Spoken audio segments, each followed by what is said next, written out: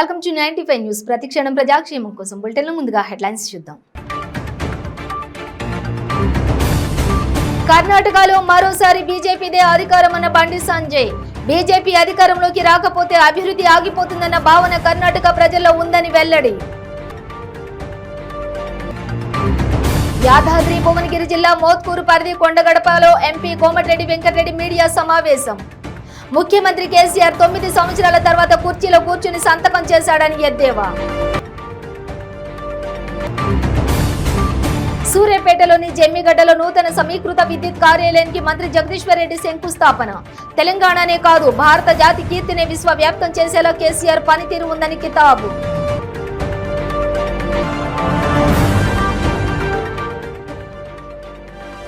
ఖమ్మం జిల్లా పాలేరు నియోజకవర్గంలో వైఎస్ఆర్టీపీ అధినేత్రి షర్మిల పర్యటన.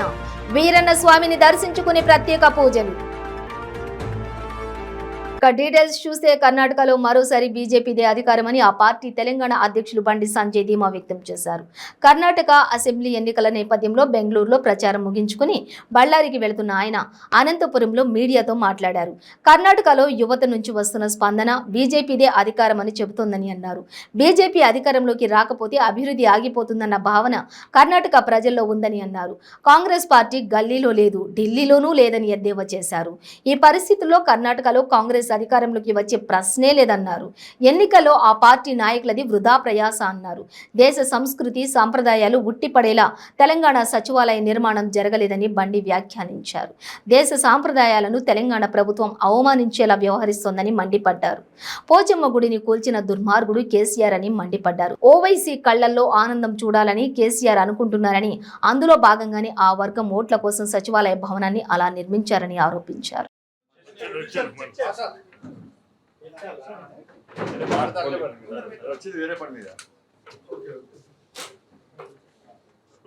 భారత్ మాతా కీ జై, భారత్ మాతా కీ జై. హిందూ టైగర్ బండి సంజయ్ నాయకత్వం వర్ధిల్లాలి, హిందూ టైగర్ బండి సంజయ్ నాయకత్వం వర్ధిల్లాలి. కర్ణాటక ఎలక్షన్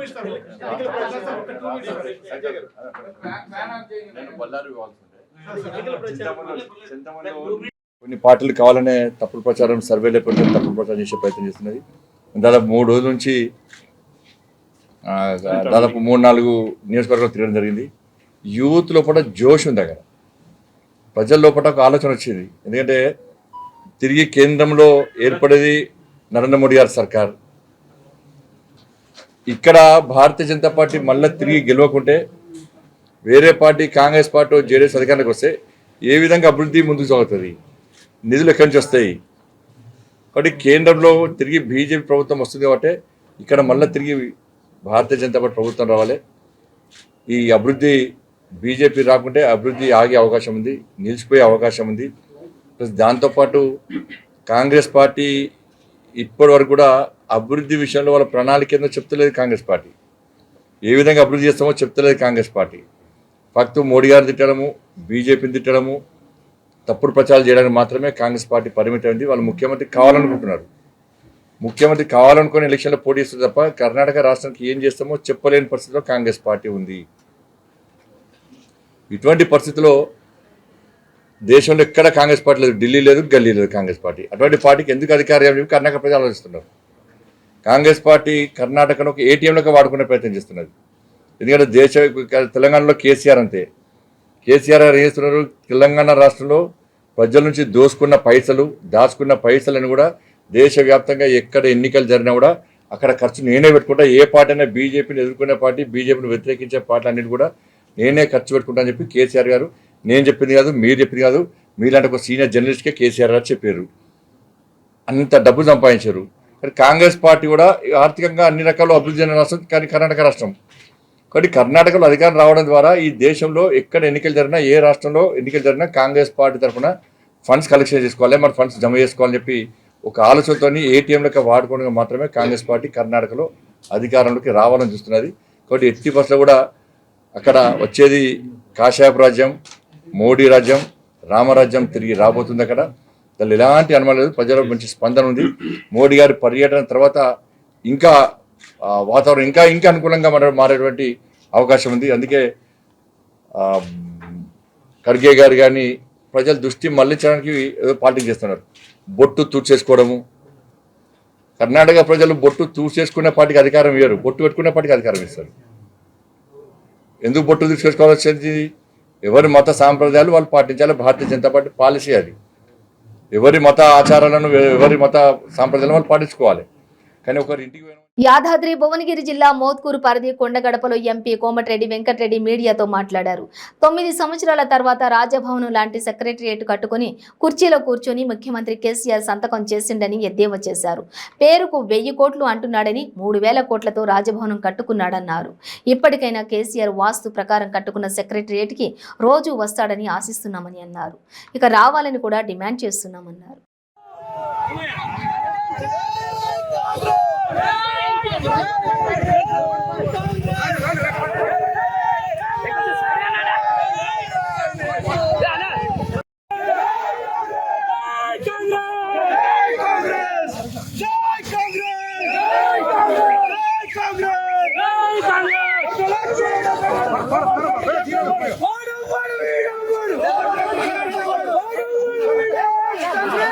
ప్రభుత్వం తప్పకుండా వస్తుంది. మూడోసారి ఎవరు గెలవడు ఇస్తుంటుంది. తప్పకుండా కాంగ్రెస్ ప్రభుత్వం వస్తుంది. నేను చెప్పిన విధంగా 2 లక్షల రుణమాఫీ కాదు. ఛత్తీస్గఢ్లో కాంగ్రెస్ ప్రభుత్వం ఉంటే 2900 రూపాయలు క్వింటాలు కొట్టు వస్తున్నాం. ఇది దొడ్డు ధాన్యం, దొడ్డు ఒడ్లు 2960 రూపాయలు. ఇలా ఔరంగాబాద్ కాదు, ఛత్తీస్గఢ్ పోయి చూడాలి. ఛత్తీస్గఢ్ మోడల్ తెలంగాణ పాలన వస్తుంది. రైతులకు న్యాయం చేస్తాం. సూర్యాపేట జిల్లా కేంద్రంలోని జమ్మిగడ్డలో నూతన సమీకృత విద్యుత్ కార్యాలయానికి మంత్రి జగదీష్ రెడ్డి శంకుస్థాపన చేశారు. ఈ కార్యక్రమంలో municipal chairman Perumalla Annapurna, SE, DE, BRS నాయకులు, కార్యకర్తలు పాల్గొన్నారు.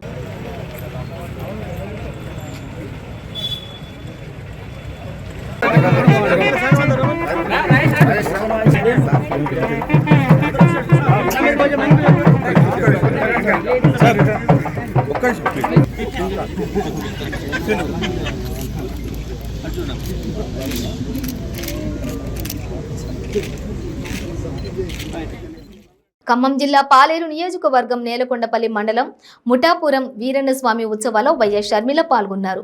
వీరన్న స్వామి వారిని దర్శించుకుని స్వామివారికి ప్రత్యేక పూజలు నిర్వహించారు.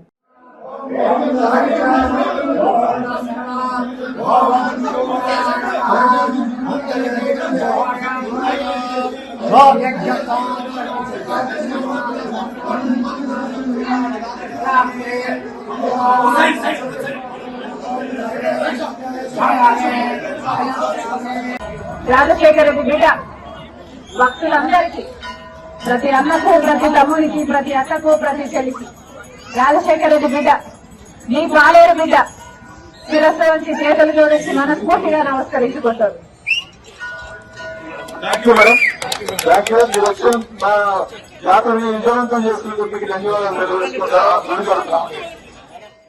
అనంతపురం తాడిపత్రిలో మరోసారి ఫ్లెక్సీ వార్ జరుగుతోంది. మున్సిపల్ చైర్మన్ జేసీ ప్రభాకర్ రెడ్డికి వ్యతిరేకంగా ప్రధాన కూడళ్లలో ఫ్లెక్సీలు వెలిశాయి. డీజిల్ దొంగ ఎవరంటూ ఫ్లెక్సీలు వేస్తున్నారు.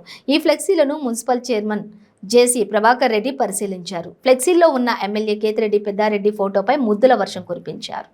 ఈ సందర్భంగా జేసీ ప్రభాకర్ రెడ్డి మాట్లాడుతూ డీజిల్ దొంగ ఎవరో తేల్చాలన్నారు. ప్రజల గుండె దోచుకునే గజ దొంగ నేను, ప్రజల సొమ్ము దోచుకునే గజ దొంగ నువ్వు అని కేతిరెడ్డి పెద్దారెడ్డిని ఉద్దేశించి వ్యాఖ్యానించారు.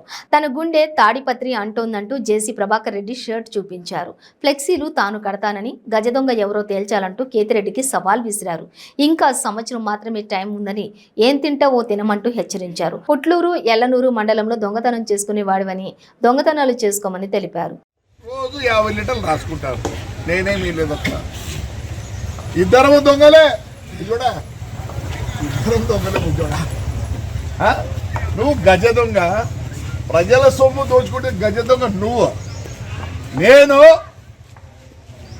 ప్రజల గుండెలు దోచుకుంటే గజ దొంగ నేను. చూడరా, నా గుండె ఏమంటుందో చూడరా, రే ఏమంటుందో చూడరా, ఒకసారి చూడరే బుజ్జడా, ఒక్కసారి చూడమ్మా. ఏమంటుందిరా?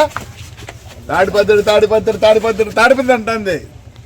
నేను ప్రజల మన్నలను దోచుకున్నా, నువ్వు తాడిపత్రి మొత్తం దోచుకుంటాను.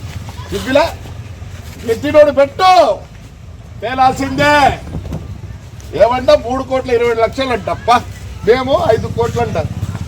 2 సంవత్సరాలు కోవిడ్ వచ్చింది.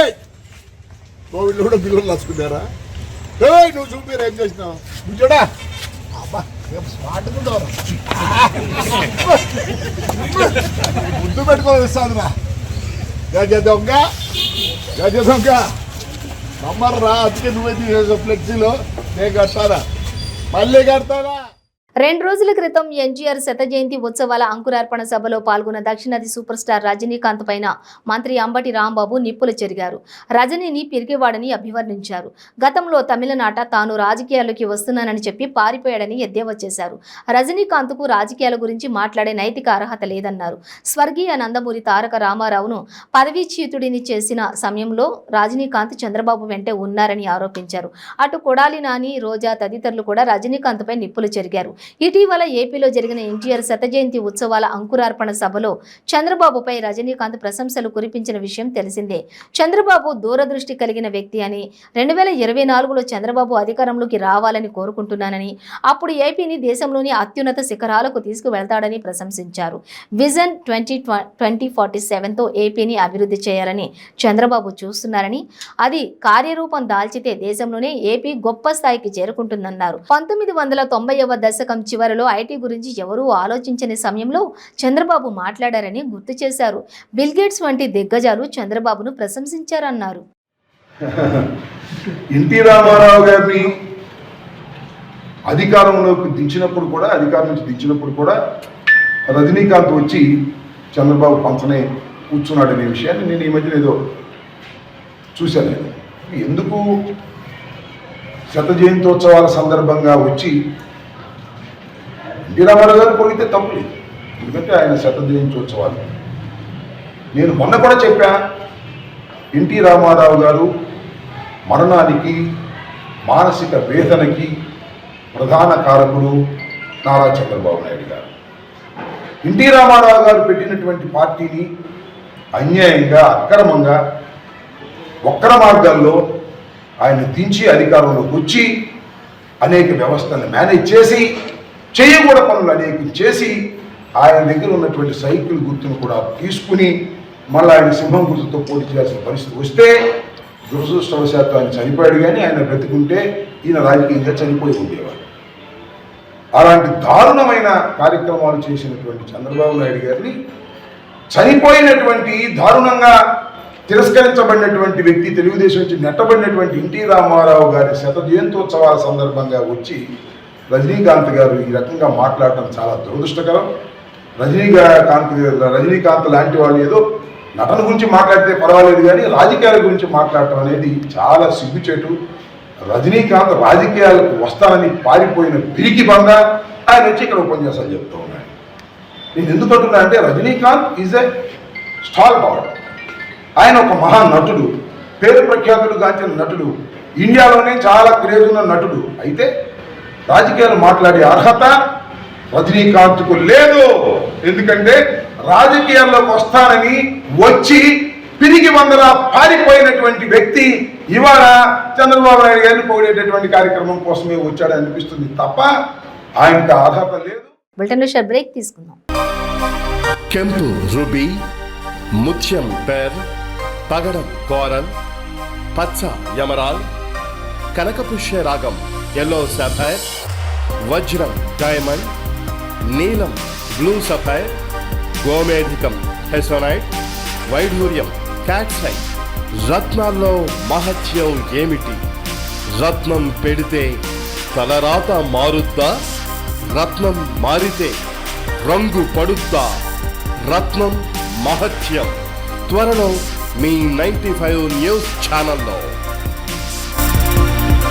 మీ జాతకం బాగాలేదని ఇబ్బంది పడుతున్నారా? మీరు అనుకున్న పనులు జరగడం లేదా? నిత్యం సమస్యలతో సతమతమవుతున్నారా? మరి ఇంకెందుకు ఆలస్యం? మీకు జాతక రత్నాలపై నమ్మకం ఉంటే మీ జాతకం ప్రకారం జ్యోతిష్యుడు చెప్పిన సర్టిఫైడ్ నవరత్నాల కోసం వెంటనే సంప్రదించండి. సంప్రదించవలసిన address SK jewellers, Ramnagar, Hyderabad.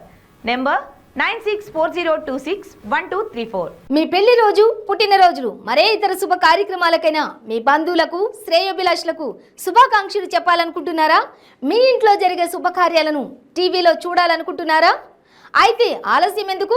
95 news అందిస్తోంది మీకు ఆ అద్భుతమైన అవకాశం. ఆలస్యం ఎందుకు? స్క్రీన్ పై కనిపించే ఈ నంబర్కు వెంటనే డయల్ చేయండి. మీరు చెప్పే శుభాకాంక్షలు ప్రత్యక్ష ప్రసారంలో చూడండి. మీరు డయల్ చేయవలసిన number 9912696750. Welcome back to 95 news. నంద్యాలలో దారుణ సంఘటన చోటు చేసుకుంది. పెళ్లైన 2 నెలలకే భార్యపై అనుమానంతో భర్త హత్యాయత్నానికి పాల్పడ్డాడు. స్థానిక పట్టణంలోని గోపాల్ నగర్లో నివాసం ఉండే మౌలాలి కౌజర్ దంపతుల కుమార్తె సానియాకు అదే వీధికి చెందిన కరీంతో వివాహమైంది. పెళ్లైన తర్వాత రోజు నుంచి అనుమానంతో తన భర్త కరీం భార్య సానియాను మానసికంగా, శారీరకంగా వేధించేవాడు. ఈ క్రమంలో సానియా నిద్రమత్తులో ఉండగా ప్లేడుతో తన భార్య గొంతు కోసి హత్యాయత్నానికి పాల్పడ్డాడు. నంద్యాల ప్రభుత్వ సర్వజన ఆసుపత్రిలో బాధితురాలు చికిత్స పొందుతుంది. పోలీసులు కేసు నమోదు చేసి దర్యాప్తు చేస్తున్నారు. ఏమైందమ్మా? నా పేరు సానియా సార్, మా ఆయన పేరు కరీం. నా మీద పెళ్లి చేసుకుని 2 నెలలు అయింది సార్. పెళ్లి చేసుకున్నప్పటి నుంచి టార్చర్ చేసుకుంటే నేను మా అమ్మగాడికి వచ్చింటే అనుమానపడి గొంతు కోసింది సార్. ఎప్పుడు కోసిందమ్మా? విశాఖ సాగర తీర స్వచ్ఛత కార్యక్రమంలో భాగంగా బీచ్ పరిసరాలను పరిశుభ్రంగా ఉంచడానికి ప్రతి ఒక్కరూ తమ వంతు సహకారాన్ని అందించాలని జిల్లా కలెక్టర్ మల్లికార్జున పిలుపునిచ్చారు. కలెక్టర్ సూచన మేరకు ప్రభుత్వ ఉద్యోగులు, స్వచ్ఛంద సంస్థల కార్యకర్తలు, స్థానిక ప్రజలు పెద్ద సంఖ్యలో విద్యార్థులు జోడుగూళ్లు పాలెంలోని బీచ్ క్లీనింగ్ డ్రైవ్ నిర్వహించారు. ఈ సందర్భంగా జిల్లా కలెక్టర్ మల్లికార్జున మాట్లాడుతూ జిల్లా యంత్రాంగం ఆధ్వర్యంలో నగరంలోని సముద్ర తీర ప్రాంతాలను పరిశుభ్రం చేసే కార్యక్రమాన్ని విజయవంతంగా నిర్వహిస్తున్నట్లుగా తెలిపారు. గత సంవత్సర కాలంగా విశాఖ జిల్లాలో రోజు రోజుకు అభివృద్ధి చెందుతోందని, భవిష్యత్తులో జిల్లా ప్రాముఖ్యత మరింత పెరిగే అవకాశం ఉందన్నారు. దీనిని దృష్టిలో పెట్టుకుని శానిటేషన్ కు ప్రాముఖ్యత ఇవ్వడం జరుగుతోందన్నారు.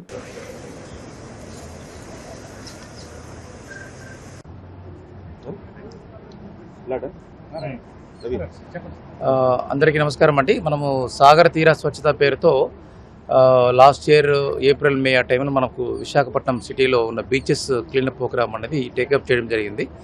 సో ఈరోజు మనము ఇక్కడ జోడుగులపాలెం బీచ్లో ఉన్నాము. ఇన్ఫ్యాక్ట్ ఇది 11th టైం అండి క్లీనప్ చేయడం ఇక్కడ. సో బేసిక్గా ఇందులో పార్టిసిపేషన్ మనకు జిల్లా కలెక్టర్ ఇచ్చిన పిలుపు మేరకు జీవీఎంసీ కమిషనర్ గారు, వారి సిబ్బంది, అలాగే జాయింట్ కలెక్టర్ గారు, అలాగే కలెక్టరేట్ సిబ్బంది, అలాగే మనకి ఎడ్యుకేషన్ డిపార్ట్మెంట్ కావచ్చు, ఫారెస్ట్ డిపార్ట్మెంట్ కావచ్చు, women and child development, so VMRD కావచ్చు, లేదంటే ఈవెన్ మెడికల్ డిపార్ట్మెంటు, ఆల్మోస్ట్ అన్ని డిపార్ట్మెంట్స్ నుంచి ప్రాపర్గా పార్టిసిపేషన్ ఉండడం వల్ల ఆల్మోస్ట్ ఒక అరౌండ్ 500 పీపుల్ ఈరోజు ఈ జోడుగులపాలెం బీచ్లో క్లీనప్ ప్రోగ్రామ్ టేకప్ చేయడం జరిగింది. సో మీ అందరికీ తెలుసు విశాఖపట్నం సిటీ ప్రామినెన్స్ అనేది ఇయర్ ఆఫ్టర్ ఇయర్ పెరుగుతూ ఉంది. సో మీరు ఒక లాస్ట్ 1 yearలో చూసుకుంటే ఆల్ ఇంటర్నేషనల్ ఈవెంట్స్ కూడా ఇక్కడ జరిగిన మాట వాస్తవం, ఇంక్లూడింగ్ గ్లోబల్ ఇన్వెస్ట్మెంట్ సమ్మిట్ కావచ్చు, G20 కావచ్చు. సో మరింత మనకి ఈ సిటీకి ఒక ప్రాముఖ్యత పెరిగే అవకాశం కూడా ఉంది. దీన్ని దృష్టిలో పెట్టుకొని మనం శానిటేషన్కి హైయెస్ట్ ప్రయారిటీ ఇవ్వాలన్న ఒక ఆబ్జెక్టివ్తో ముందుకు వెళ్తున్నాము. సో మనకి జీవీఎంసీ సిబ్బంది అలాగే టూరిస్టులు ప్రాపర్గా మనకి సహకరిస్తున్నారు. సో ఇన్ఫ్యాక్ట్ ఈ లాస్ట్ 1 yearలో ఈ 11 times మనం ఇక్కడ సాగర్ తీర స్వచ్ఛత టేకప్ చేసిన తర్వాత more than 215 tons of plastic వేస్ట్ని మనం ఇక్కడ నుంచి తరలించి మళ్ళీ రీసైక్లింగ్ సెంటర్స్ ఆఫ్ జీవీఎంసీకి హ్యాండ్ ఓవర్ చేయడం జరుగుతూ ఉంది. సో దాన్ని మళ్ళీ రీసైకిల్ చేసేసి దాన్ని రీయూజ్ కూడా చేయడానికి జీవీఎంసీ వాళ్ళు ప్లాన్ చేస్తున్నారు. సో ప్రజలందరికీ అలాగే టూరిస్టులకి సిన్సియర్గా మేము చేసే మనవి ఏంటంటే లాస్ట్ 1 yearలో బీచెస్లో చాలా ఇంప్రూవ్మెంట్ ఉంది. అండ్ దట్టు ఆనరబుల్ సీఎం గారు మనకి లాస్ట్ ఇయర్ మనకి రావడము అండ్ ఓషన్ పర్ పార్లేస్తో మనకి ఇక్కడ ఒప్పందం కూడా తీసుకోవడం వల్ల ఇంకా పబ్లిక్లో ఇంకా బెటర్ అవేర్నెస్ క్రియేట్ అయింది. సో ఈ బీచెస్ని బాగా క్లీన్గా పెట్టుకోవాలి. ఒకవేళ అనివార్య పరిస్థితుల్లో ఏదైనా ప్లాస్టిక్ని వాడాల్సి వస్తే కూడా ఆ ప్లాస్టిక్ని ఎక్కడంటే అక్కడ పారవేయకుండా ఒక ప్రిస్క్రైబ్ ప్లేస్లో, ఫర్ ఎగ్జాంపుల్ బీచెస్లో మనకు అక్కడక్కడ జీఎంసీ వాళ్ళు ట్రేస్ తొట్లు కూడా పెట్టడం జరిగింది. అలాగే పార్కుల్లో కూడా ఒక ప్రిస్క్రైబ్ ప్లేస్లో ఈ వేస్టేజ్ని డిస్పోజ్ చేయడానికి కొన్ని ఏర్పాటు చేయడం జరిగింది. సీఎం జగన్ పై టీడీపీ సీనియర్ నేత మాజీ మంత్రి గంటా శ్రీనివాసరావు కీలక వ్యాఖ్యలు చేశారు.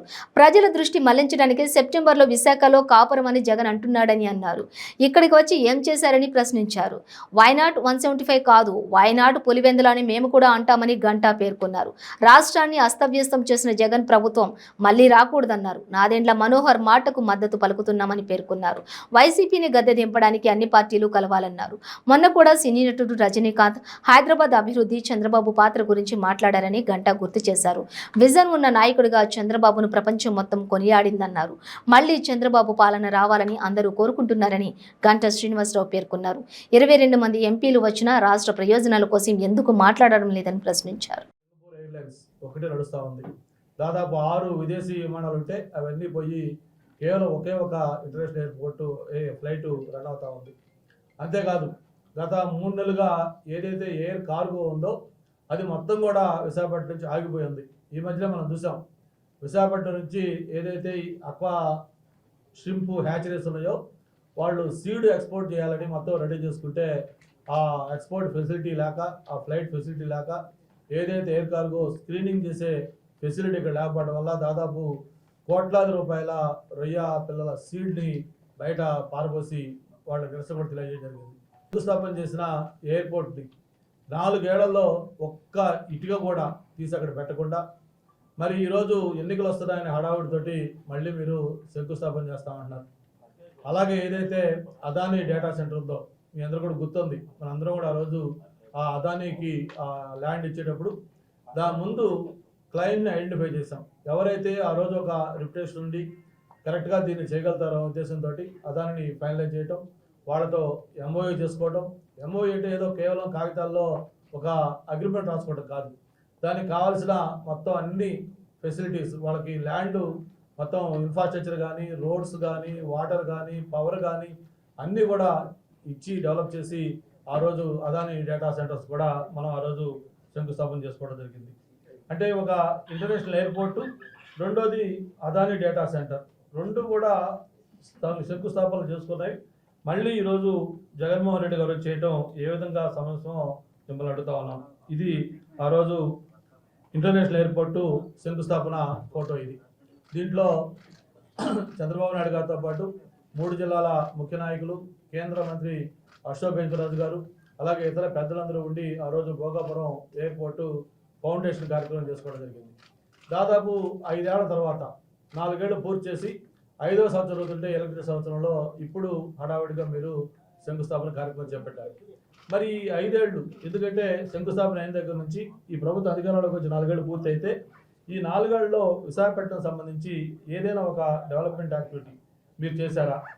ఒక మెట్రో ఎయిర్పోర్ట్ అక్కడ కడితే కేవలం లాభం లేదు. ఎందుకంటే గాజువాక, అనకాపల్లి, SEZ, దువ్వాడ, అచ్యుతాపురం దాదాపు ఇవన్నీ కూడా కలుపుకుంటే బులెటిన్ ముగించే ముందు హెడ్లైన్స్ మరోసారి. కర్ణాటకలో మరోసారి బీజేపీదే అధికారమన్న బండి సంజయ్. బీజేపీ అధికారంలోకి రాకపోతే అభివృద్ధి ఆగిపోతుందన్న భావన కర్ణాటక ప్రజల్లో ఉందని వెల్లడి.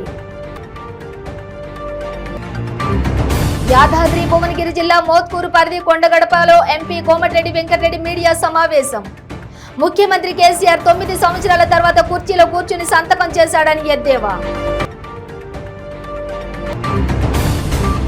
సూర్యాపేటలోని జమ్మిగడ్డలో నూతన సమీకృత విద్యుత్ కార్యాలయానికి మంత్రి జగదీశ్వర్ రెడ్డి శంకుస్థాపన. తెలంగాణనే కాదు భారత జాతి కీర్తిని విశ్వవ్యాప్తం చేసేలా కేసీఆర్ పనితీరు ఉందని కితాబు.